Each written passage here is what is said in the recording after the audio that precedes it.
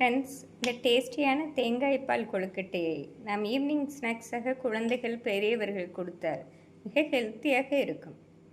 Friends, நம் சுவையான பால் கொழுக்கட்டை செய்வதற்கு 1 கப் பச்சரிசி மாவு நாம் கடைகளில் கிடைக்கும் இடியாப்ப மாவை வைத்து செய்தாலும் டேஸ்டியாகவே இருக்கும். 1 கப் கெட்டி தேங்காய் பால், நாம் இரண்டாவது எடுக்கும் தேங்காய் பால் 2 கப், 1/4 கப் பசும்பால், பொடித்த ஏலக்காய். ஃப்ரெண்ட்ஸ், நாம் கொழுக்கட்டை செய்வதற்கு அரிசி மாவை பிசைந்து விடலாம். நாம் எடுத்து வைத்திருக்கும் 1 கப் அரிசி மாவுடன் 2 ஸ்பூன் தேங்காய் பூ, 2 ஸ்பூன் ஜீனி, மிக குறைவாக தூள் உப்பு. ஃப்ரெண்ட்ஸ், மாவுடன் தேங்காய் பூ ஜீனி நன்றாக மிக்ஸ் செய்த பின் மாவை இந்த அளவு மிக்ஸ் செய்த பின் நாம் 1/2 ஸ்பூன் மாவை தனியாக எடுத்து வைத்து விடலாம். நாம் கொழுக்கட்டை செய்யும் பொழுது கடைசியாக மிக்ஸ் செய்வதற்கு இந்த அளவு மாவே போதுமானது. ஃப்ரெண்ட்ஸ், நம் ஹாட் வாட்டர் சிறிது சிறிதாக சேர்த்து மாவை கெட்டியாக பிசைந்து எடுத்து விடலாம். ஃப்ரெண்ட்ஸ், இந்த அளவு மாவிற்கு 1 டம்ளர் ஹாட் வாட்டர் சரியாக வரும். ஃப்ரெண்ட்ஸ், இந்த அளவு பிசைந்தால் சரியாக வரும். நாம் சிறு சிறு உருண்டைகளாக உருட்டி எடுத்து விடலாம். நாம் பால் கொழுக்கட்டை செய்வதற்கு மிக சிறிதாக செய்தால்தான் கொழுக்கட்டை விரைவாக வெந்து வரும். ஃப்ரெண்ட்ஸ், இந்த அளவு சிறு சிறு உருண்டைகளாக நாம் உருட்டி எடுத்து விடலாம்.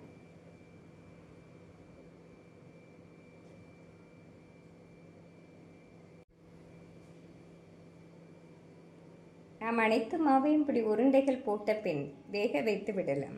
ஃப்ரெண்ட்ஸ், நாம் கொழுக்கட்டை வேக வைப்பதற்கு முதலில் இரண்டாவதாக எடுத்த தேங்காய் பாலை சேர்த்து விடலாம். நாம் சற்று தண்ணீர் அதிகம் சேர்த்து எடுத்த பாலை முதலில் சேர்த்து விடலாம். இதனுடன் 1/4 கப் பசும்பாலை சேர்த்து விடலாம்.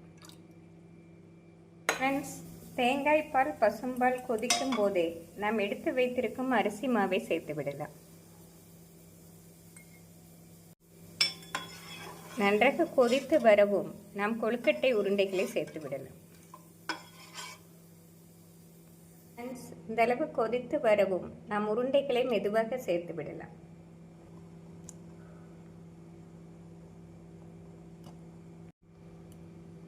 ஃப்ரெண்ட்ஸ், நாம் அனைத்து உருண்டைகளையும் சேர்த்த பின் மீடியம் ஃப்ளேமில் ஒரு 15 நிமிடம் வேக வைத்து விடலாம். நாம் மூடி போடாமல் அப்படியே வேக வைத்து விடலாம். ஃப்ரெண்ட்ஸ், இந்த அளவு கொழுக்கட்டை பாதி வெந்து வரும் சமயம் 1/2 கப் ஜீனி சேர்த்து விடலாம். நாம் விருப்பப்பட்டால் நாட்டு சர்க்கரையும் சேர்த்து கொள்ளலாம். 10 நிமிடம் ஆகிவிட்டது. இன்னும் ஒரு 5 நிமிடம் வேக வைத்தோம் என்றால் சரியாக வரும். ஃப்ரெண்ட்ஸ், 15 நிமிடம் ஆகிவிட்டது. கொழுக்கட்டை நன்றாக வெந்து வந்துவிட்டது. இந்த சமயம் நாம் முதலில் எடுத்த கெட்டி தேங்காய் பாலை சேர்த்து விடலாம். நாம் பொடித்த ஏலக்காய் சேர்த்து விடலாம். ஃப்ரெண்ட்ஸ், நாம் கெட்டி தேங்காய் பால் சேர்த்து ஒரு கொதி வரவும் இறக்கி விடலாம். ஃப்ரெண்ட்ஸ், தேங்காய் பால் சேர்த்து இப்படி கொதித்து வரும் சமயம் அடுப்பை ஸ்விட்ச் ஆஃப் செய்து விடலாம்.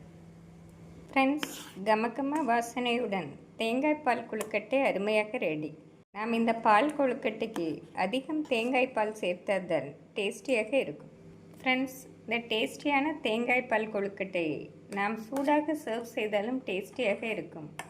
ஃப்ரிட்ஜில் ஆற வைத்து சாப்பிட்டாலும் அருமையாக இருக்கும். ஃப்ரெண்ட்ஸ், இந்த டேஸ்டியான தேங்காய் பால் கொழுக்கட்டையை நாம் ஈவினிங் ஸ்நாக்ஸாக குழந்தைகள் பெரியவர்கள் கொடுத்தால் மிக ஹெல்த்தியாக இருக்கும். நாம் 1 கப் அரிசி மாவு இருந்தால் விரைவில் இதை செய்து விடலாம். ஃப்ரெண்ட்ஸ், இந்த டேஸ்டியான பால் கொழுக்கட்டையை செய்து பார்த்து எப்படி இருக்கிறது என்று கூறுங்கள். Thank you, friends.